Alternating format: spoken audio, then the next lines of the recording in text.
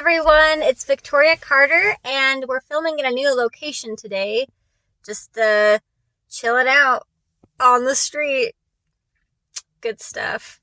Today we're going to talk about writing linear, and I want to talk about my experience with doing this, and if it was helpful or not. And part of this is going to be based off of Save the Cat and my experience with Save the Cat. So writing linear, the question is, should we write linear or should we write parts that we think are going to be interesting? And my answer is write both. And you're thinking, like, why would I do that? Well, here's the thing. So when I started my very first, I'm going to do this for realsies, guys, writing, I decided I was going to do both. And I figured out what my writing style was by doing that. So first thing I did was, if something would come to me, like a really cool idea, I would open up, because I write in Google Docs. I know a lot of people write in Scrivener, and I'm stuck in my ways. I'm too stubborn to change, and I don't see a point in it, so I write in Google Docs. But anyway, so I write in Google Docs, and I open a new Google Doc, and I write down the scene. So I had this happen specifically when I was writing a scene about a girl who was in a lunchroom, and it's a meet cute, basically. It was a meet cute between two characters, and they were talking about a certain lunch food that they liked, and the one character gives the other character that lunch food as oh, you're being nice to me, and I'm in a new place, I don't know anyone here. Here's this lunch food, because you said you liked it. And it's cool, we're friends now. And it was good because it gave me practice to write. And it gave me an insight on the relationship between those two characters. Now, I continued writing my story in a linear fashion, and I never used that scene. I never used it, not even once. And I was really surprised that I never used it, but I was also really happy that I never used it, because it wouldn't have fit. It didn't make any sense. But my point in saying, do both is because you might get something from it.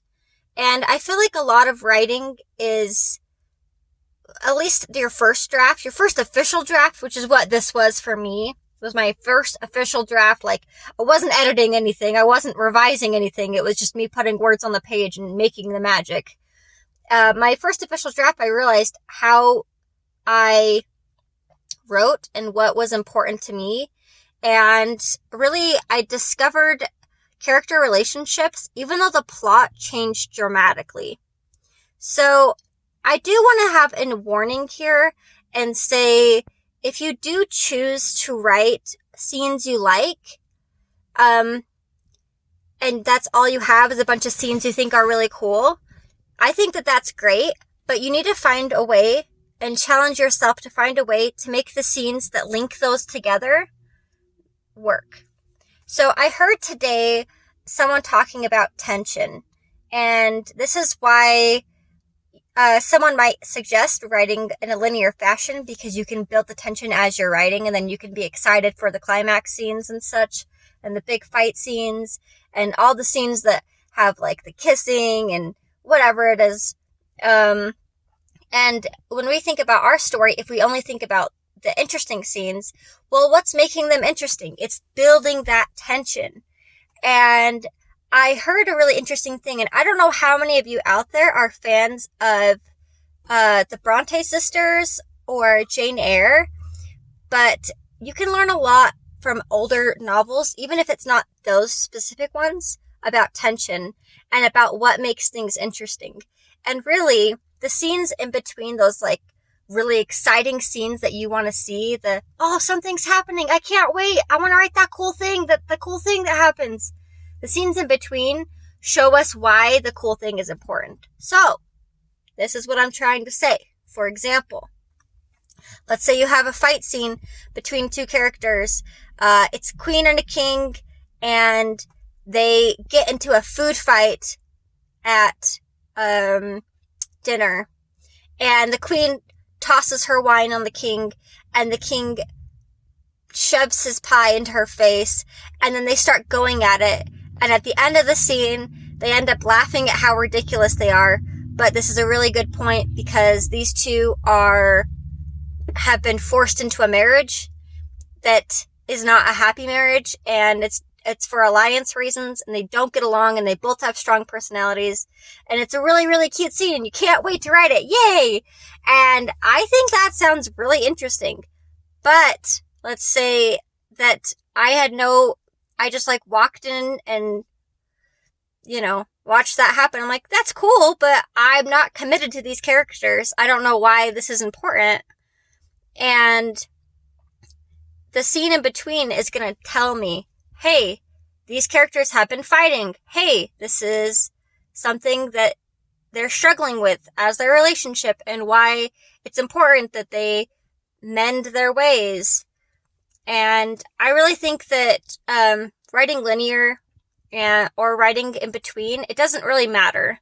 And I think it only matters that you decide when you're going to end your book, because if you're really going to go for publishing, then you need to decide, hey, it needs to be between this many words and this many words, and that's it. It can't go over and it can't go under, unless you're a really well-known author, and then you can do whatever you want, really. But if you're not, and it's your debut book, or even if it's your third book or fourth book, you need to probably stick between those parameters, because they pay more money to have your book published if it's like thicker.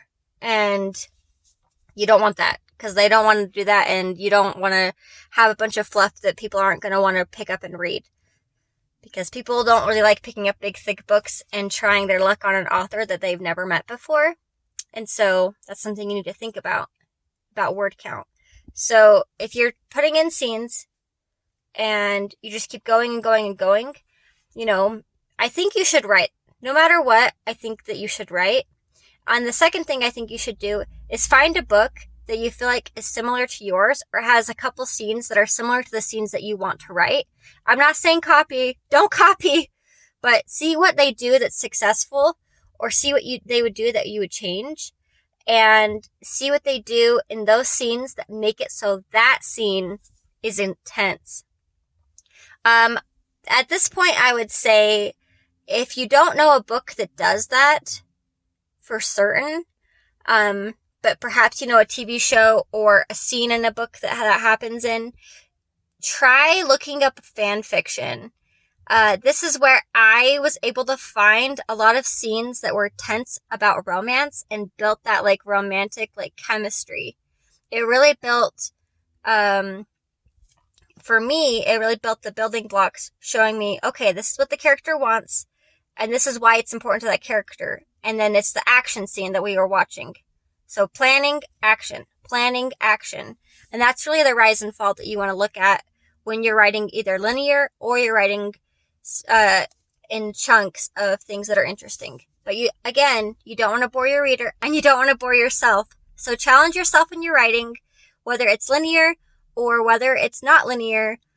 Try to make it so that every part is engaging, every part is interesting to the story, and every part is going to add to the final whole. And, the last thing I want to say about writing linear is something that I did, is that the way I did it, I don't think I could do it again.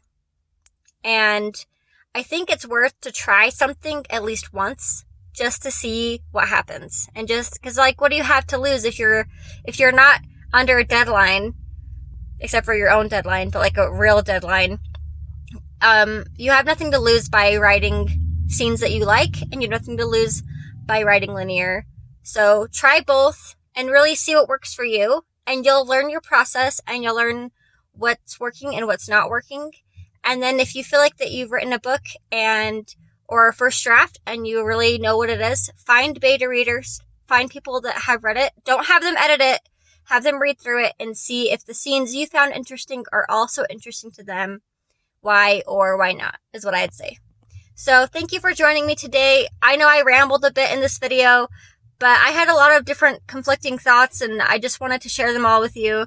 And I hope that this helped. And just click that like button, and I'll see you next time. Bye.